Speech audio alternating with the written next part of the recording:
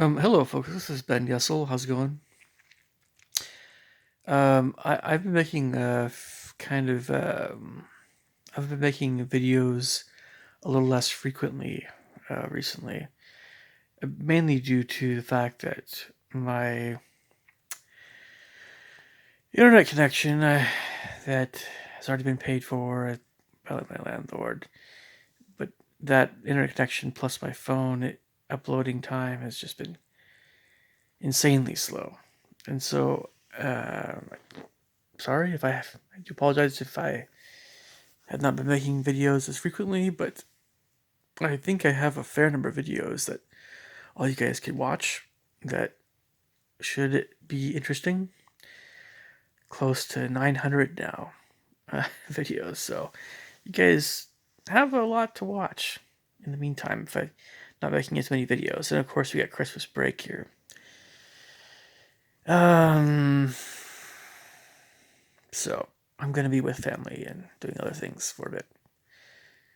Instantly, Merry Christmas to you guys out there. Definitely. I had a few thoughts for you guys tonight. And as you guys might remember, I am very fond of certain children's authors. Uh, Certainly Dr. Seuss, you know, and also Mari Sendak and Tommy D. Paola, the Stregonona, author. And of course, you have Arnold Lobel. You have eventually you get to Eric Carle and his awesome art with the very hungry caterpillar and the bear one and many other animals and things.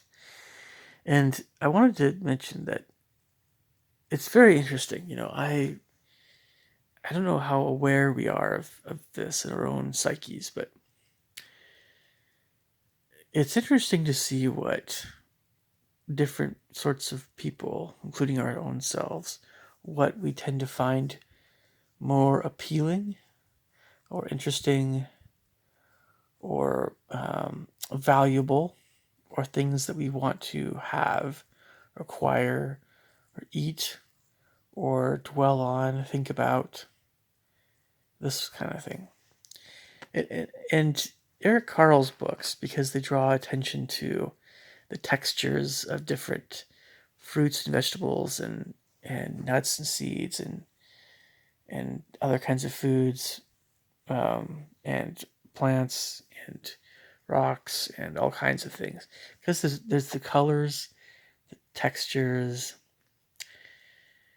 Um, it, it it suggests how this is one of the beautiful things about Eric Carle's artwork.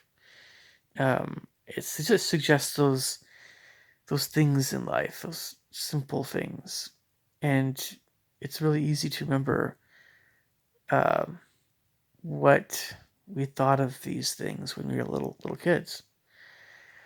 There's something really awesome about that. It's just it really is amazing.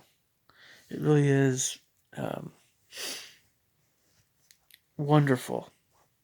You never want to lose touch with your own inner child. Um, and getting into back into what it is that we have found more, again, things we want to have, physical things, possessions, or different kinds of foods and things, or other things that are not physical things, but maybe ideas that we tend to value more. I can't help but think that it's very illuminating to have realize what your favorite things are, or what things you tend to value more, as well as, is it material things that you want? Is it food more that you think about, or things of the senses? Is it music, or is it color? Is it other kinds of artistic things, or is it, math and science and shapes and aesthetics, patterns? What is it that occupies our thoughts? Is it religious stuff? If you're at church and you were often very bored with what was being discussed, was it because it just seemed like, well, anyway, you get what I'm saying. I wonder how many of us are often bored at church. And, there's a lot to be said regarding how truly wonderful someone is, and their awareness within themselves of when they look at a book like one of Eric Carle's books, the extent to which they can immediately get back into kind of the mindset they had as a little kid, reading that stuff. That's one way to know how, I dare say, how spiritually healthy someone is. If you gave someone a book like one of Eric Carle's books, and you wanted to talk about what it meant, to you, and that person just laughed at you and threw it on the ground, said, "Why are we discussing this?" It's safe to say that that person is not the sort of person, if you're just talking about things recreationally, they're certainly not pressed for time, right? That's the sort of person that I wouldn't want to know, you know, even if that person, well, someone could say, well, there's so much more interesting things to talk about. Really? I can understand the simplicity, a version of simple things. But Eric Carle, his artwork and what he put into his books is anything but simple, you know. But even if you weren't as interested in the art, it's the overall impact of those books when you read them. Um, it's a similar deal with music. There's a lot of things, anything that which should be able to touch someone's soul.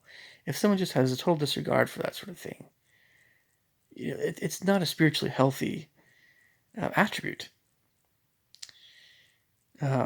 This is food for thought, really, folks. It really is.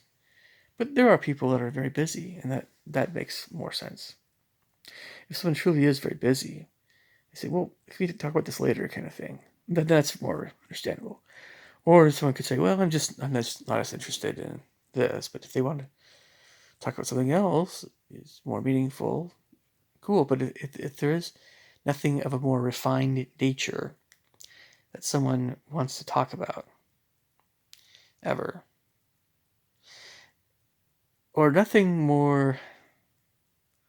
deeper, nothing that's more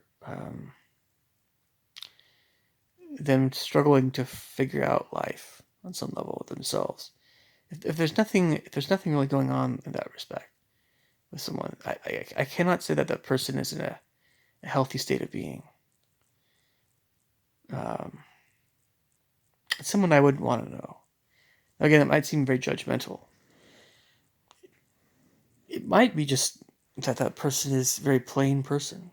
There's nothing going on with that person. It's not necessarily that I'm not necessarily saying that person is a detestable person or an evil person, but it's not somebody who has a lot of joy in their lives. Again, it's not really somebody that I would really want to get to know all that much. Food for thought for tonight. All right. You guys take care. Have a Merry Christmas. Talk to you guys soon. Take care. Bye.